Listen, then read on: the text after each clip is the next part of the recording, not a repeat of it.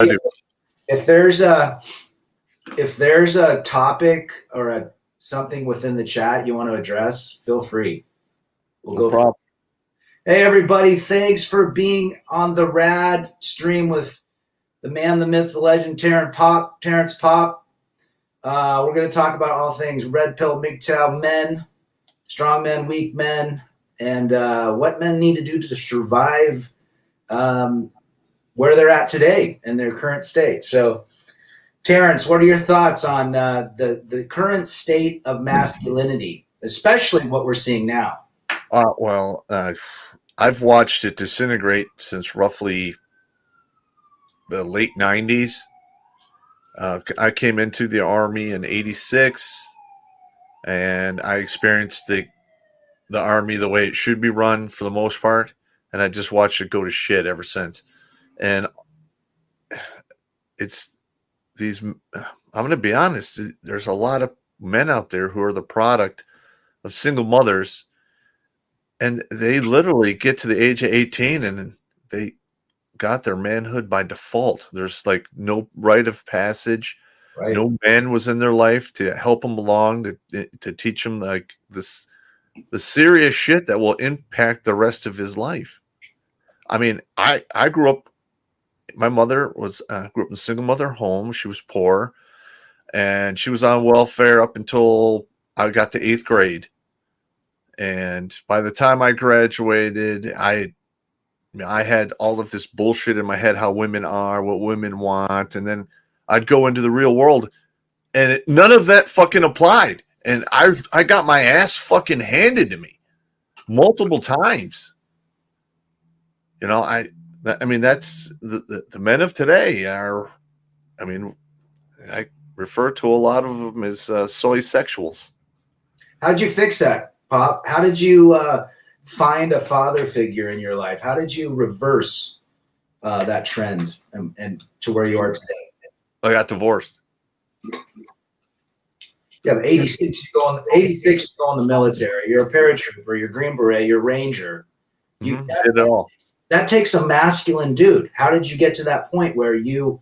Maybe it was your upbringing. I grew up in very humble and beginnings as well, and you decide to fight, right? Well, so, at the end of 8th grade, you know, they came and the coaches and stuff from high school came. They talked to all of the 8th grade boys about sports and stuff. And, you know, I decided that I should probably play football. And I was way too small to play football, but I did it anyway. Because I didn't like what I was seeing in the mirror. Yeah. And it had to be changed. And if you radically want to change something in your life, it's going to require pain. And I walked into the fire. You know, a lot of guys don't get that now, Pop, right? They don't understand that they can change everything just by that thought. Today's hive-minded thinking is literally causing the reversal of everything masculine. Yes, it is. And it's getting to the point where they call you a toxic male for just being a dude. Mm-hmm. Like for instance, several months back, I was in a bar and these women were bitching about stuff. And they sucked me in their conversation. And I literally was like, listen, you're women. There's a reason why soap operas have existed since the radio. And I'm not that guy. I don't want to deal with that. And they're like, oh, you're just such a toxic man. Then I'm like, yeah, I am. Don't fucking include me in your horse shit. So just fuck off. Yeah. Laid it down to Chinatown. Yeah. I mean, that's the problem. You look at, I've got two boys that are 17 and 21 and what they're going through. And without a father that's pushing them as myself, my dad was very, very strong on us boys. Just the amount of boys raised without a single mom today and where we're headed. I mean, can you imagine when I'm 75, you're 75, we've got these weak kids running the world. It's going to be, it won't get to that point. It's going to devolve into utter pandemonium. There will be bloodshed, revolution, civil war, you name it.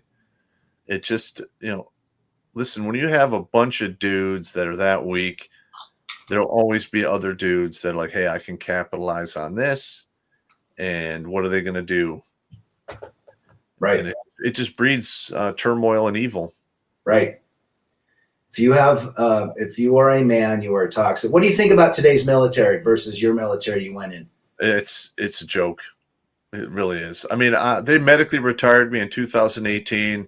I wanted to stay till 2020, but I'm glad that they punched me out early because it was just getting unbearable, and I would have got in trouble. Because I'm not taking horse shit, and I'm not a yes man. And I was getting in a lot of trouble with my upper command because I'd be like, listen, are you asking me this because you want to hear a certain answer? Or you ask me these questions because you want me to tell the fucking truth? Right. Because I'll only tell you the truth and you might not fucking like it. If you Right. want somebody that's going to, put on knee pads and lick your tongue dart your asshole, I'm not it. It's not going to happen. They're into pronouns. Oh, no, I would not. I can barely remember a person's name. Like I usually give them it takes me forever to remember your name. I'll more than likely give you a nickname. Once you got the nickname, yeah, I will never forget you. But if you want me to like have certain rules of how I speak to you, like you have to call me her, they, him, what, I'm not doing it. I'm like, okay, shimp, you're a she, him person, or a him, she. That I don't give a shit. And they yelled at me, and I'm like, listen, I'm sorry. I'm that guy that you put behind glass that says break in case of war. I'm not the guy I call out for touchy feely and horse shit. It's not happening. Right. So there's a comment in here that says from a 26-year-old guy, what kind of advice would you give for a 26-year-old today? If you're 26, I'll tell you this. Focus on yourself. Make as much money as you fucking can. Live a great life. And when it's over, slide into your grave while yelling, what a ride. None of that happens if you get married and are hammered with kids and you have all that fucking horse shit. I mean, you don't get me wrong. You can still, if you find the right dynamic, it could work out for you. But the way the West is now, women are rewarded for acting catty and stupid and weak. And we just keep coddling them. And they literally look in our faces and go, hey, we don't need you. I don't need a man. Anything you can do, I can do better.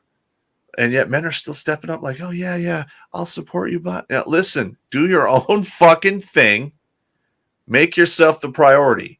Right. Women will always come. You'll come across women no matter what. But the ones that you want to have with you are the ones that'll parallel your course, not block you or hold you back. And those are hard to find. Right. What would you tell a guy that's 18 just coming out of high school? Keep your dick in your pants because 18 to 22 is like a critically dangerous window for men because they're dick thinking. And if you ever wonder where you got that saying, I need that like a hole in the head, well, there you go. Because the only thing that comes out of that little hole on the little head is bad decisions, and they'll fuck you up for it. Right. So keep that shit under control. What about the guy right now that's 45 that just is told his wife is divorcing him? Oh, yeah. Well, first of all, if you're getting divorced, I'm sorry. 80% of the divorces now are filed by women. 90% if the woman is college educated. That's another study. I have to get up to speed on it.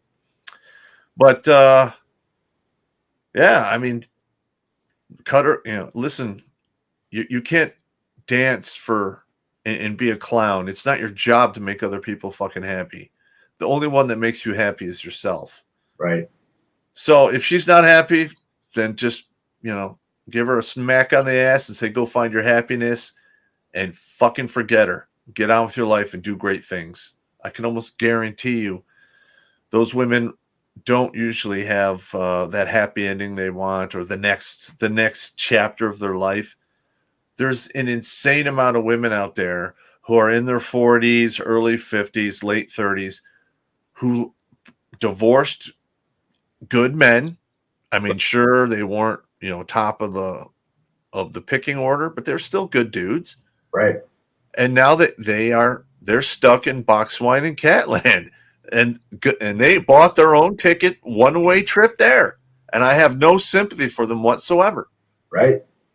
Right. You know, a lot of guys they'll get divorced, and then within 3 months they got a new girlfriend. I see it all the time. They get remarried or they get move in, right? They haven't healed, they haven't understood the reality versus fantasy.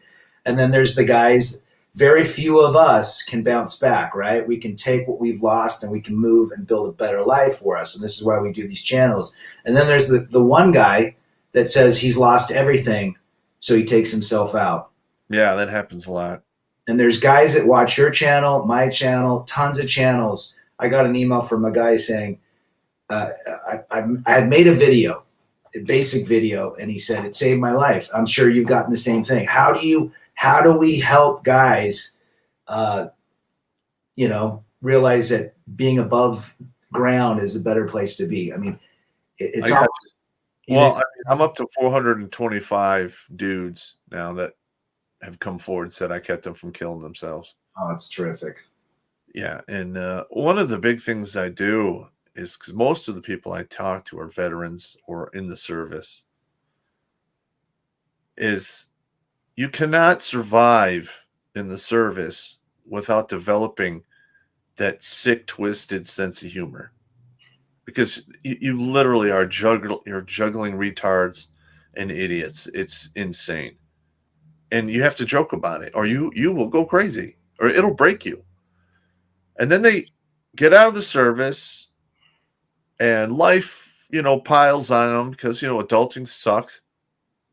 And they forget that sense of humor. Mm-hmm. I'm just trying to help them reawaken that fucking sick, twisted sense of humor so they can laugh at this injustice and pain. Because guess what? I mean, a good deep belly laugh, that halts the devil. That'll stumble death. That it helps you bridge the gap of pain so you can drive on, man. Just that simple ability to find humor and laugh at all the stupid bullshit makes you a better person and does make you, mentally stronger. Right. Absolutely. That's what I'm doing. The reason I decided to make a video back in 19 was to say, hey, if I could just help one other person, because somebody helped me, and I just want to give back. And I thought, men are worth it. We have been labeled assassins and toxic and this and that. And guys today, especially 18, 19, and 20-year-olds, it's even worse for them because they grew up in the pronoun parade, right? And they just don't have any direction. How many kids today have been born in a divorced family? When I grew up, I remember in the 70s, early 80s, I had a friend whose parents divorced. It was like the weirdest thing because every other weekend he'd be gone, right? And I didn't grasp that because divorce it started just skyrocketing like in the 80s, right? So now you're seeing guys that are raised by single moms. The dad's not existent because the court stripped the dad, right? He's only 4 nights a month he gets to see him. That's nothing. That's nothing. Yep.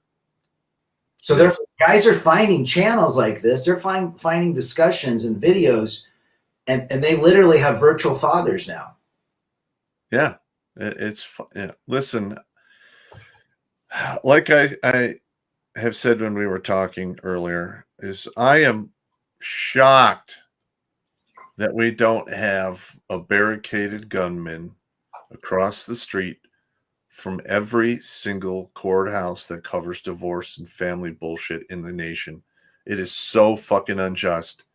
I have no idea why there just hasn't been just one long raging firefight in front of these places, because they've been violating the constitutional rights of men since the 70s, and it's only getting worse. Mm-hmm. Here in Utah, Pop, they've the legislator passed 50-50 custody, which is default if you're getting divorced now. Good, that's the way it should be. Yeah, 50-50, unless they pull out some. No, it's obviously the discretion of the judge, a beta male in a black robe. But yeah, I mean, if you can go back and look at the Duluth model, you can look at how they're trained and educated. Don't get me started. The Duluth model. That is some horseshit right there. Oh, absolutely. But there's a war. I mean, eventually, if you look at everything, what's going on in Europe, what's been happening for the last 30, 40 years, if they can remove the man, especially a strong man, it's servitude, right? And that's what they did. That's why I fought for so long to get my kids. It wasn't a matter of, to me, it wasn't money. It was like, my kids need a dad and a mom, and I'm going to be the best damn dad I could. I got you. Yeah, I played that game too, man. I drove 570 miles one way twice a month for 5.5 years to hang out with my kids while I was in the service. Right. You know how hard that is? That's a paperwork parade right there. That was insane. Jeez. Well, I did it. Yeah. You do what you can do. So what about the guys that are like, hey, I found this really great gal. She grew up Christian. Her mom and dad are solid. She wants a family. What are your thoughts on that? If you're a dude north of 26, okay, then you maybe you could start thinking that if you want to risk having a wife and a kid or kids. But if you're younger than that, you have no business playing around in that fucking arena because you are ill prepared. Yep. Yeah, you are going to get fucked up.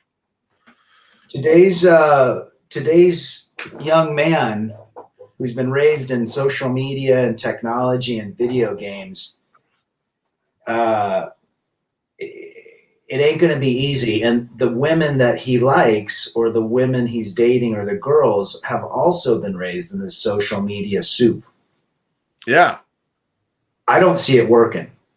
I mean, they did a big experiment in the 60s with the mice. Remember that? Yep. You hear about that one? And they literally give the mice a limited amount of space, unlimited water and food, and then just watch the pandemonium. And within, 3 or 4 generations, the male mice just said, fuck it, quit participating. They would groom themselves, go eat, and then that would be it. And the whole thing just fell apart. Mm-hmm.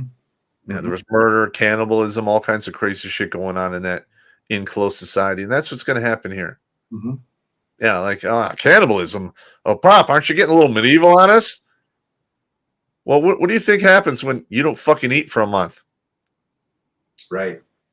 Yeah, that will happen, and if it gets that bad, and all of the people out there are like, oh, that could never happen. Yeah, we're in a different. Yeah, fuck off. You don't even know what the fuck you're talking about. Right. It could happen to anyone at any time. Right. Jesus. So you did a video about the 2 women rangers that made it through. Oh yeah. Oh God damn it. Yes, that one pissed me off because.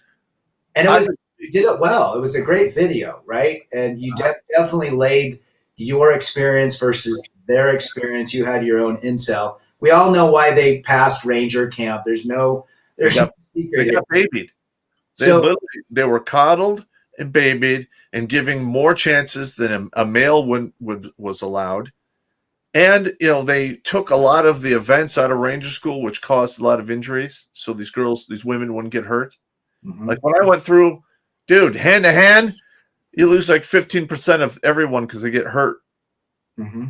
And the jumps, the damn obstacle courses, the patrolling at night, no sleep. I mean, it fucking sucked.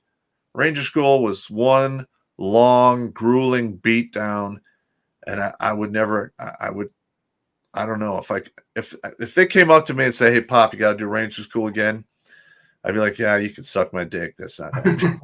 I'm not doing it.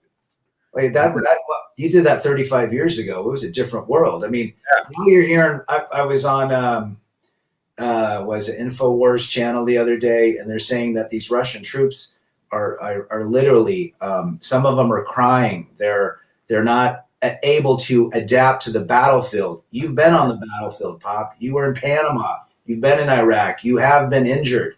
What are your thoughts today about the current state of a male soldier? Well, first of all, I've watched the quality of the men that were going in the military just erode to the point of ludicrousness. Like people would show up, I'm going to join the army. They can't do 5 push-ups. They can't even run around the block or do 10 sit-ups. Right. I'm sorry. Listen, you have a finite amount of time as a young man to get your body where you want it to be. And that window closes for the most part at 25. All right. So these young men today who are playing all these video games, not doing shit, they're going to wind up, going out into the real world at 19, 20 years old with an Xbox body, which is the body of a 40-year-old man who didn't used to do anything. And it just makes life even harder when you're that goddamn weak. And not to mention, that's just physically weak. Right. What about mentally weak?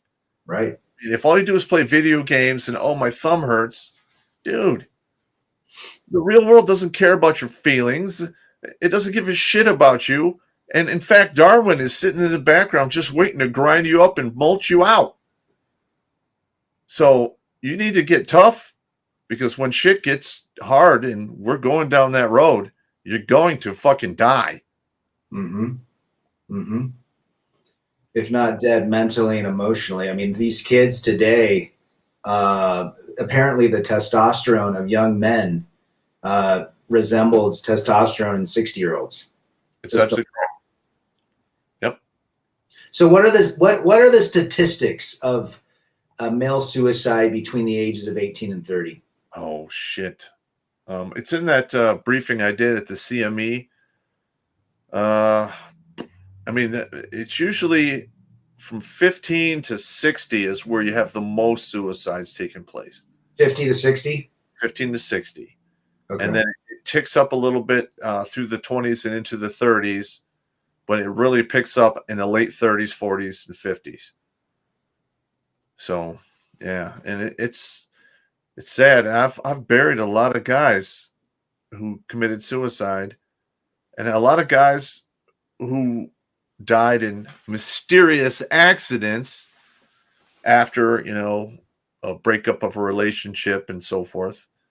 Like I knew a couple of guys that, crashed their motorcycles and died like a week and a half after getting divorce papers.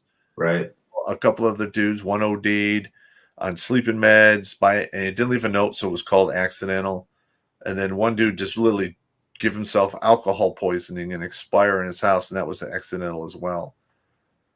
But yeah, I mean, men are just getting wiped out, and nobody's talking about it. They're getting fucking wiped out.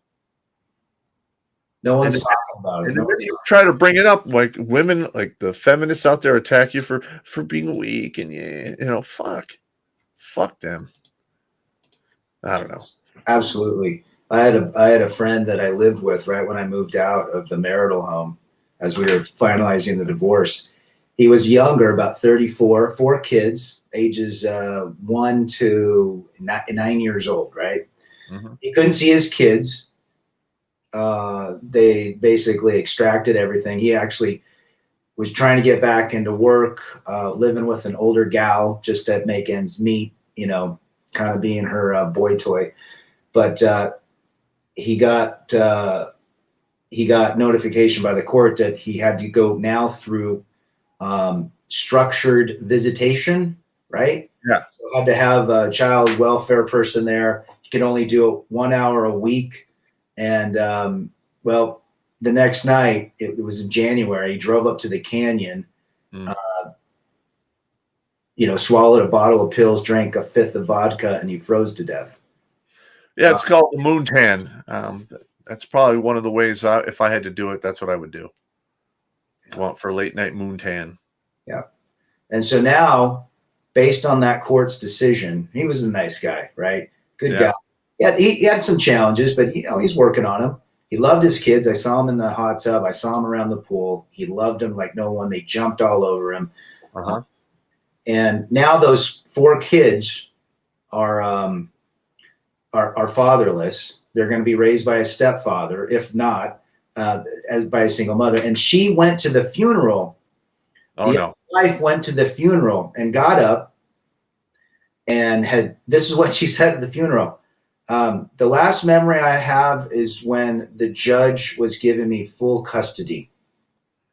Yeah, I have no idea why his friends didn't monkey stomp her ass. She should have been shitting out her intestines. They should have stomped her so goddamn hard.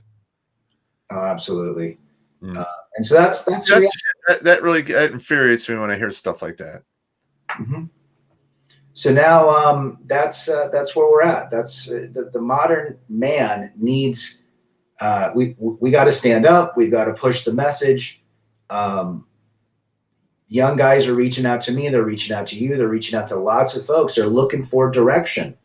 They were looking for guys to tell them, "Hey, we've been through the divorce courts, Pop. You've gone as like I did. You had, you've been there. I've been there. There's been false allegations. The Popo showed up. We know what we're talking about. We're not trying to tell kids don't do it because we're hurt. We're not hurt and bitter. We're realistic. We actually see what reality you will get if you cohabitate, marriage, or have kids." Yeah, and I've had that. Like I've had these discussions with a lot of women, and then the minute I would go, start using logic and reason, the stats of what actually happens in divorce court, they pull back and like, "Who hurt you?" And I'm like, "Wait, whoa, wait a minute. So you think that my feelings that I may or may not be feeling at this moment have any impact on the reality on the fucking ground? Are you just trying to get me, blame and shame me to shut up so I don't talk about this horrible shit? Or do you genuinely believe that? Because if you do, you're a fucking idiot." Right. Yeah. I tell guys, you want to spend upwards, literally, enough to buy a brand new Porsche just to get what's fair. This is where you have to spend money, and the time away and the anxiety and the missed work has nothing to do with the bills you pay every month. Yep. Yeah, my ex-wife killed my dog, man. I mean, she went full psyop on me. That was fucked up. And she did that because I filed for divorce first, and I had a lot of reasonable shit in there. I wasn't being an asshole. But I got to see the paperwork that her attorney filed because her attorney filed it 15 minutes after mine. Wow. And she wanted me out of the house, supervised visitation. I mean, every fucked up thing you could talk about was in there. And then since mine was filed first, I went away to Pennsylvania, Fort Indiantown Gap to do. I was running a 1.5 battalion of soldiers through heavy and medium machine gun ranges. I was gone for just shy of 3 weeks. I come back, my dog's not there, and I say, "Hey, where's Ranger?" And she looked me right in the face and said, "I told you I didn't want you living here." She wanted me to haul off and stomp her monkey ass so she would get the automatic win. And then I brought it up in court, hey, she killed my dog and nobody gave a fuck. But I know if she had a dog and I disappeared the dog, I'd be getting hammered. You'd be locked up. Yeah. Yeah. It is fucked up, man. Yeah. And I look back now and, you go through that red pill rage, right? You get upset. There's things about your reality versus fantasy, your perception. I look back now and I think to myself, I got a great gift from her, which was if I was still in that marriage, number one, she'd police me in front of the kids and I'd be miserable. And, and so guys have got to look at the fact that, we were talking earlier, if you get divorced, you forget about her, right? It's going to take time, but you forget about her and move on. You don't give her power anymore. Too many men are giving their relationships and women this enormous amount of power. They pedestalize them. They put them on they're like princesses. And what's the reality, right? Yeah. What's the reality when a woman decides she doesn't like you anymore? That she wants nothing to do with you. She wants your kids away. Yeah. Literally the system, all she's got to do is raise a couple red flags and they can be completely false, and the system will shut you down. They take away your kids, they impound your money, they can make you homeless. You can wind up going to fucking jail and have to fight false allegations. And that's one of the reasons why I came up with I'm doing a webinar course to teach young men out there about administrative violence and how to use the very bureaucracy that the women and the judges use to destroy man's life. You can actually use that same bureaucracy against them. Right. Yeah. Right. So you've done some. You went with Paul Elam, right? You did a couple of his. What are the thoughts on that camp within the man? I have no problem with those guys. They're attacking it, from a, fight it in court kind of thing, and try to pass legislation. Yeah, I respect that. I mean, it is what it is, and all those people are stand-up people. I really can't think of anyone that's in that world that rubs me, the wrong way. I mean, they're all good people.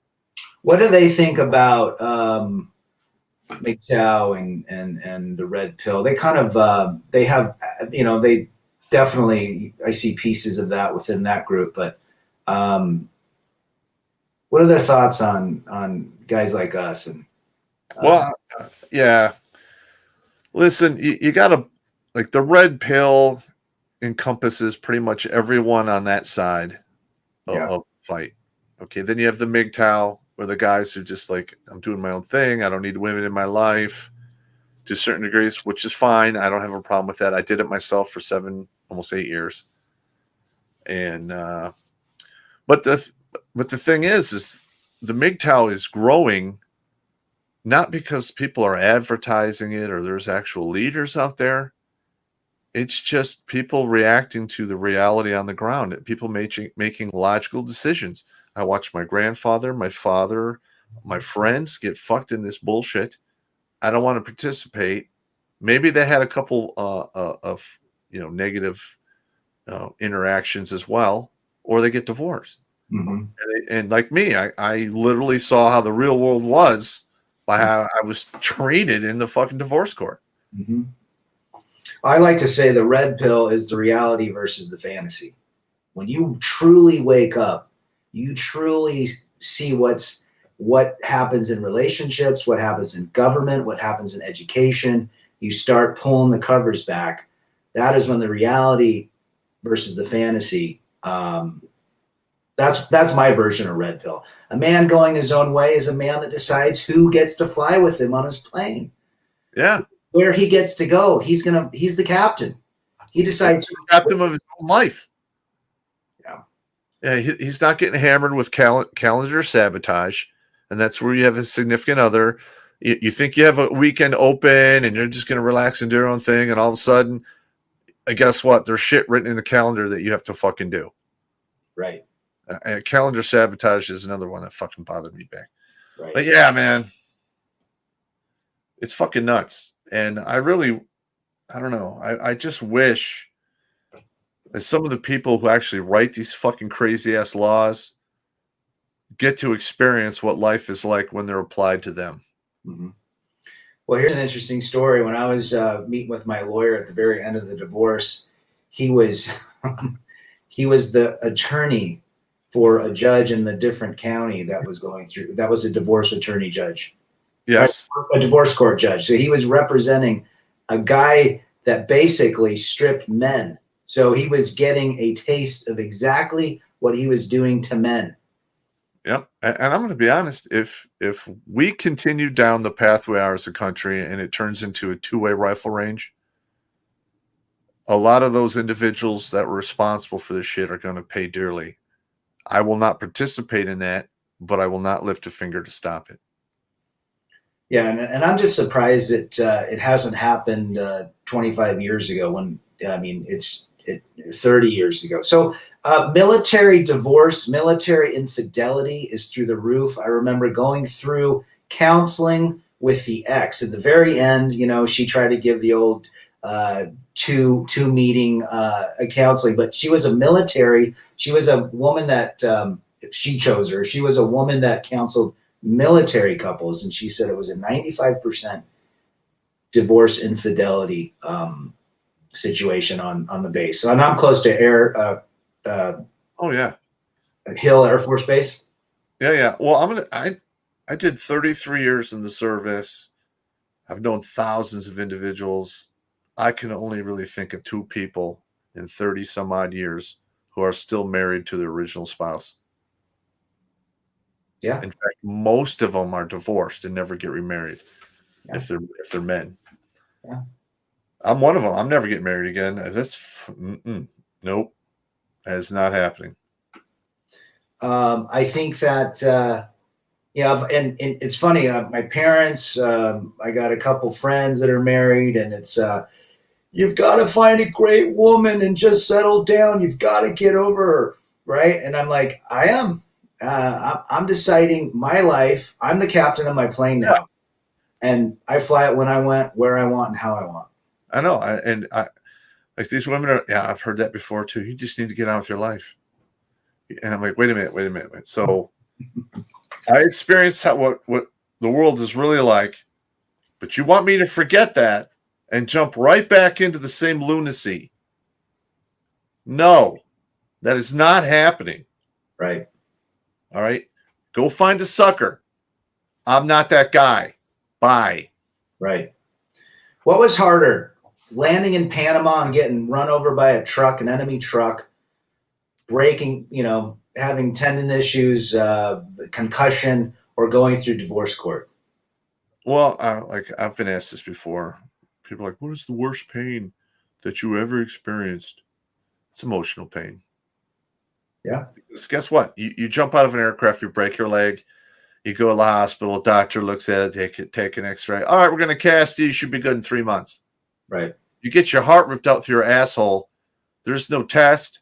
There's no pills you can take. You don't know how long it's going to last. It could be 8 seconds in real time, or that 8 seconds can last 60 fucking years. Mm-hmm. Emotional pain is no joke. And I talk about this in my other book, The Warrior's Way and the Soldier's Soul.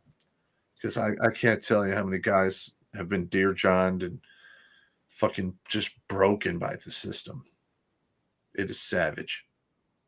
When you were fighting in the countries that you were fighting in, did you have guys getting dear johned and divorce papers with you fighting? And what was it like? Did they fight as strong? Where were their heads at? Well, for instance, the main reason that I got wounded in Iraq is we had a mission going by Ramadi to a forward operating base near there, and one of my team leaders pulled me aside and said one of his soldiers just got dear johned, and if I could just go talk to him. And I made it a habit, if I'm going to send people outside the wire to their possible death, that I look everyone in the eye. Right. And I remember I looked him in the face, and he just was not in there. And he was a dead stick. I literally like, okay, you're not going on this mission. I'll ride your gun. You just go chill, do what you got to do. And literally, I mean, that is how I wound up on that convoy, to get almost nearly vaporized by a roadside bomb. Wow. It's happening everywhere. The battlefield. How did you, Pop, when you were going through that emotional pain, what was the number one thing that, if you had to go back and do it again, what helped you the most? This is 2005, 2006. There was no YouTube, or it was just barely. How'd you get through it? Well, first of all, it was 2006, because I received a very significant TBI in 2004 from the roadside bomb. And I was recovering in 2005 and 2006. Right. And it was just one day I woke up, and it was like the whole world was back in focus. Mm. and something didn't feel right. Mm-hmm. I had that sinking feeling like, ah, shit, some crazy shit's going on. So I made arrangements. I I remember I went to my special forces unit and I told my team daddy, I'm like, hey, I think my wife is stepping out on me. And he calmly is like, okay, walks me to supply and says, hey, Sergeant Pop's having cheating wife issues, give him the kit.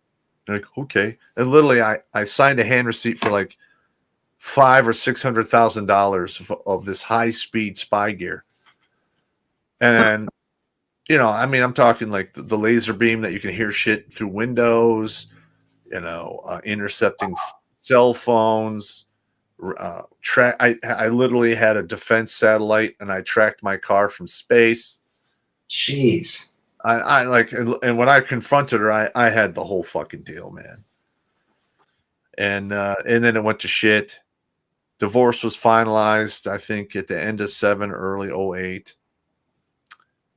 And I mean, and I made sure I wasn't like, people are like, well, now that just let it be. And I'm like, now, if I'm going to eat the bowl of shit, I'm going to eat the whole goddamn bowl at once, because I don't want to get, you have to eat a bunch of shit, and a couple months later, something else, I find out about something else, have to eat that morsel of shit, and have it go on for years.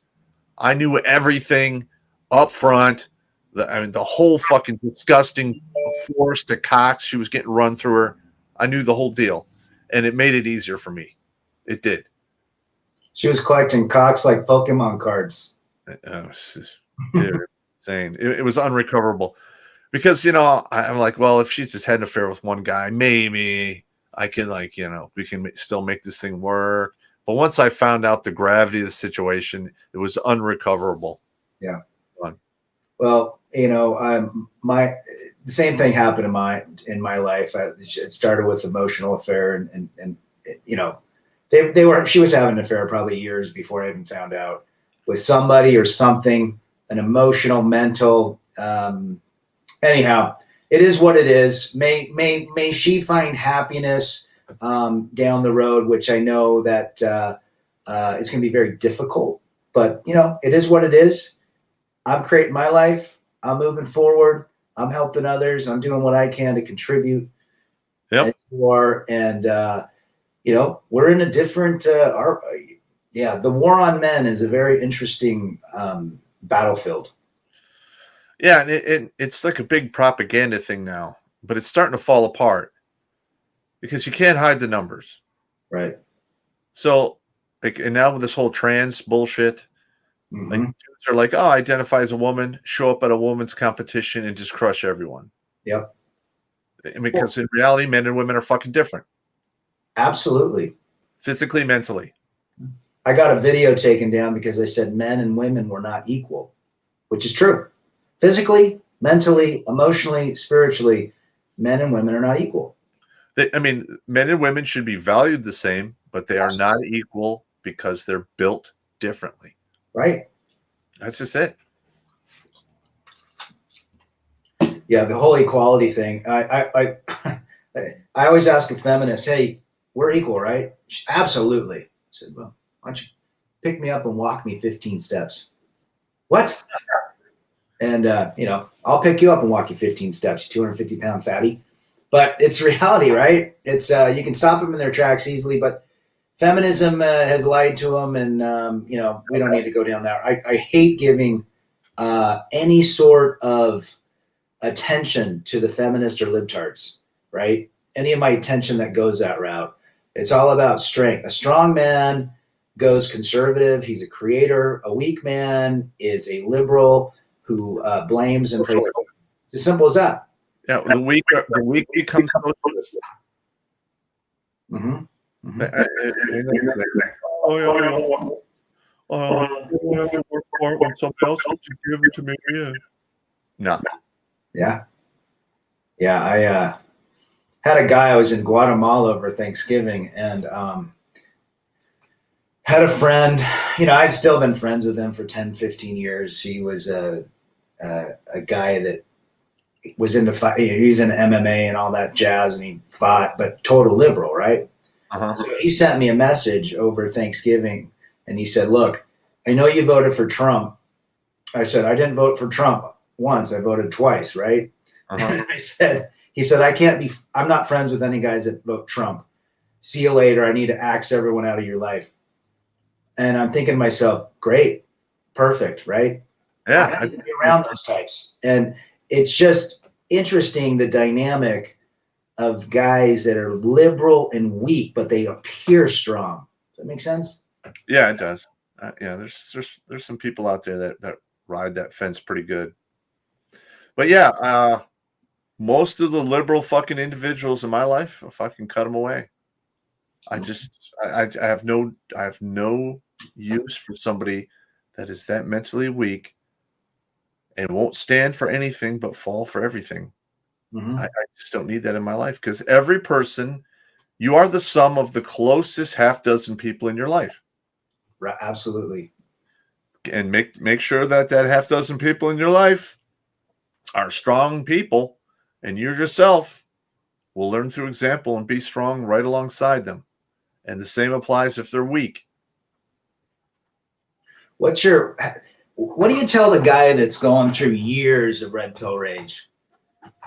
He's decided that obviously he sees what reality is, but he's still given attention to past experiences that are in a way slowing him down. What do you tell those guys? Well, I tell them that the rear view mirror is smaller than the windshield. It's a perfect analogy. I mean, and I understand. I mean, I'm still pissed off about shit too, and I probably will be for the rest of my life. And that's just, I mean, that's just how I operate. I perform better in conflict environments. So, yeah, and that we're all we might get triggered by a memory that pops up or a dream or something, and I'm not telling guys to say, hey, you can't be angry or frustrated, but don't let that stop you. Right? Allow that energy. What's a great example? The rear view mirror is smaller than the windshield by significant. It's still in the background. You still notice it, but straight ahead is where we got to get going.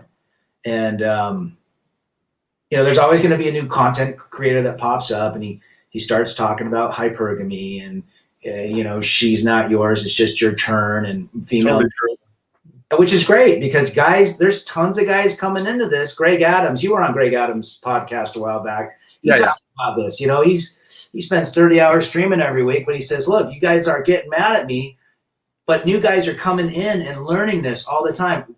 One of the biggest reasons, I think Eddie A said this in the comment, a lot of guys find MGTOW red pill thinking because they're looking for ways to get their ex back. They're looking to restore their marriage after she cheated. And then they oh my gosh, there's no going 5,000 guys that feel the same way, that have had the same situations occur in their life. Yeah. And here's another thing is even if you say you find a good woman and you marry her and you have your kids, do you have any idea how many married men, if you ask them, would you get married if you could do it all over? They would look you right in the face and go, fuck no.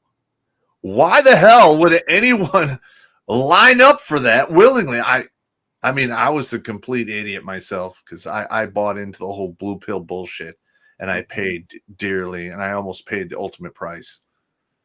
Sure. Yeah. I mean, we've all been blue pilled at some point in our lives, and we've passed through those pastures, and some still are there. And the reality is, guys will ask me, well, how do I get over the breakup? You have to literally, you separate the reality versus the fantasy. The human mind is very fascinating. As you know, if you can't accept the situation, your mind goes to great lengths to try to fix the situation. I was told this by a clinical psychologist. This person had said, look, if you want to get over something, you have to accept it. In other words, literally say to yourself, I accept what happened to me. If you don't, your mind will try to fix what's going on. So if you don't accept a breakup or a divorce or what happened to you, your mind's going to continue to look for ways to fix what's in front of you. So this is why guys pedestalize their exes. She cheated on me because I didn't show her emotional support. I didn't love her the way she needed to. It's my fault she cheated. They actually apologize for her action.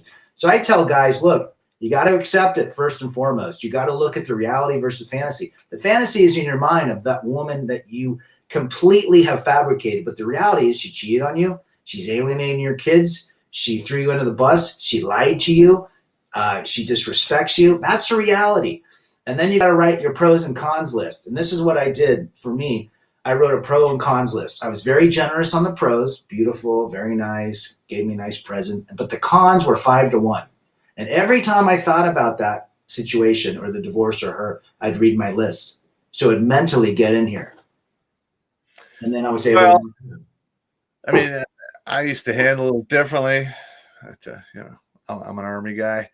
I literally would like walk up to some of these dudes that are going through shit. I'm like, all right, well, we're leaving in 3 days. So I have your shit packed, and I give them the deal. And I'm like, oh, by the way, just so you know, by the time the tarmac is free of our aircraft, your wife is going to have a butthole in her mouth, ass, and vagina. So you got to just accept that. I have guys like, what? No, she's different. I'm like, stop talking. That's not how the real world works. You will find out in short order. And most of those guys, you got divorced or shit was going south with their significant other while they were deployed. It happens all the time. I think there's value in being around guys that are going through that in the military. At least they can help each other. It's almost like a makeshift MGTOW camp, if you think about it. They're all experiencing the same thing. Their wives or girlfriends are cheating on them, spending their money. Apparently, I heard a story that when guys would be deployed in San Diego, on the ship, 5,000 women would be in the bars that night that they departed. Oh, yeah, that happens all the time. They even have some military, Army bases, Marine bases, Air Force. If a large group of men leave and get deployed, you can almost, it's like clockwork. The bars will be abnormally high with women hanging out there. Yeah. And they're cruising for some new piece of Diaka. What's the best thing you learned in the military in your 33 years? How to deal with pain. Like literally, life is pain. And when you're going to have pain because you are alive. Right. And when you get hit with the pain, can you keep moving forward, or are you going to shut down and quit? That in a nutshell is probably the greatest lesson I've ever learned in all of the crazy shit I've done with my life thus far. Is life is you're gonna get hit with jabs, take some right crosses, maybe you lose a tooth, emotionally you have your fucking heart ripped out your ass. But life is a journey. Okay. It's not the destination. And granted, if you want to have a good journey, you're going to have to be able to move through the pain. That's it. What's the craziest thing that happened to you as a Ranger? Oh, shit. Well, we jumped into Panama, and I told that story on my channel, and that was crazy. And then later on, years later, at the golf club on Selfridge Air National Guard Base, there was a guy playing golf in retired Air Force. It turns out he was the pilot of one of the aircraft that carried us over Rio Hato, and he's like, "Oh, you guys thought you jumped at 500 feet? No. We turned the light green at 435 feet." Oh. Yeah. Yeah, that was probably the craziest shit right there. We did a lot of missions in Iraq. I did a lot of counter drug stuff in South America. Then I'm under a pretty significant non-disclosure agreement for that stuff, so I don't really talk about it much, other than the fact I was there. A couple stories, and then I would say it would be the Panama. Yeah, that story about the getting hit by the enemy truck is oh my god, something that's like, you got to take the pain. That fucking shit hurt like hell. That was during That was during wow, who was the president that they blasted the mill? Didn't they blast like heavy metal music during that Panama deal? Well, yeah, Was that before you or they're was it trying to capture Noriega. Noriega? So you Yeah. were there during Noriega. Uh-huh. Wow. Haven't been to Panama, Guatemala, Colombia, Venezuela, Mexico. I hear it's great though. Yeah, I've been all through South America, and my experiences for the most part were good. But a lot of bad shit happens down there. Yeah. You were yeah. I spent some time in Cartagena, and that was Pablo's very favorite resort where he'd take his family. But interesting time. You got in a very uh, just your story, Terrence, is just it's cool. And then you came back and you fought. Did you fight combat fight what kickbox during the military? Or was that after? Oh, Or, no. It was basically I got off active duty because I wanted to go to college, get married, have a family. And during those years, I competed in kickboxing. I did full contact, international rules. I tried boxing, which I did not do well at that because there's some guys that do that start at like 9 years old, and they just outclassed me. right. But yeah, I pretty much competed from 22 to 31. I'm a high functioning individual. So during those years, I was going to college full time, working 3 different jobs, and then I got married, had kids, worked as a mortgage banker, financial planner, all while still competing as a kickboxer. All that time in the gym, all that shit. Yeah. Yeah. I mean, it's fascinating what a man can do or a woman if they put their mind to something, the discipline necessary. And I think that's today's modern young man needs to be taught that, right? Discipline, being strong. Guys can't even go 10 seconds without getting a text message from somebody. They freak out. That's what it's like. We had to learn discipline. There was no internet back then. There was no, we had no call waiting. We had busy signals. We had a girlfriend, and Friday she gave you a note. You jumped on the bus, and then you had to go through 72 hours to wait to see her, talk to her again, because the phone was tied up, or you what have you. So guys today are literally feminized. If you think about it, they are. They're not strong. Absolutely correct. And that is going to be a bad thing moving forward. What's your thoughts on what's happening in the overseas? Where do you see that going from your military experience? And I think there's a couple different possibilities. One, that you can have the NATO nations pony up and basically enforce a no-fly zone over Ukraine. And then it would be up to Putin or not if he's going to actually use a nuclear warhead.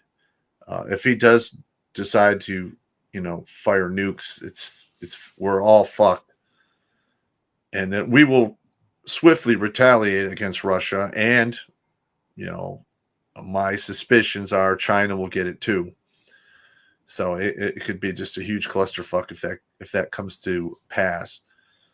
Or they'll put up the good fight, and Russia will temporarily win over Ukraine, and then Ukraine will be embroiled in a civil war, insurgent type conflict for years to come.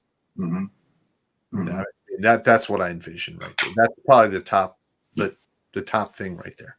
Do you have confidence in our leadership with military? No. No, I'm no. Listen, I've said this many times. So this is nothing new. In my 33 years, I've come across 12 officers who are worth a shit. Half of them are now dead, and 4 of the ones that are alive are retired. So there's only 2 left in the system. and they'll be gone relatively soon. Mm-hmm. And all of the generals, everyone thinks, oh, he's a general, blah. Listen, for you to get up to that level in the system that we have, you have to be a dick-sucking, backstabbing, buddy-fucking motherfucker. And every single one of those generals across all the services, in my opinion, it's exactly what they are. When the rubber hits the road, they're absolutely fucking worthless. Right. Well, you were back during those days. The general back, was that Schwarzkopf? Who was the? Yeah, we had Schwarzkopf and Powell. Oh, that's right. Yeah. Okay. Strong men, right? They're okay. I didn't really like them, but I didn't really have a lot of face-to-face time with generals when I was just an E5. You don't talk to generals. You talk to sergeant majors. But now they're all woke, so yeah, it's just worthless. Yeah. Well, hey, look, appreciate you being here. You're a huge voice within and helping guys. One last thing before we wrap this up. One last Terrence Popp principle before we leave. Well, here's one that I always keep in the back of my mind, and this pertains to red pill rage. No one will ever punish you for being angry, but if given enough time, your anger, sure enough, will punish you. Well said. Appreciate it, Pop. Guys, check out his channel. Read his book. What the name of those two books? Oh, well, let's see. There's The Warrior's Way and The Soldier's Soul, and that's like a philosophy book. And then I write The Jericho Files, which is a fiction book about a psychic who hunts serial killers and puts them in the dirt. How many people do you have watching? 78, 80. Cool. All right. Yeah, good. I think this is going to help somebody. And that's the whole reality is I could care less about money, subs, all that crap. If it helps one person, that's all that matters. Just like you did in the military, helping those guys that were getting dear John, keeping people above, keeping their mortal coil still existing today. That's where we're at. Pop, I'm going to remove you. Thank you again. I'm going to keep the stream going, but I appreciate your time. And we'll see you in Chicago. All right. Thank you. All right. See ya. There you have it, guys. The man, the myth, the legend, Terrence Popp. His story is fascinating. If you've ever, if you know about him, I didn't know he was raised by a single mom. I didn't know he lived in the conditions he did, and he made something about his life. Simple as that. I mean, the discipline, just what he did in Panama, that story, I'll have to read it, but the story was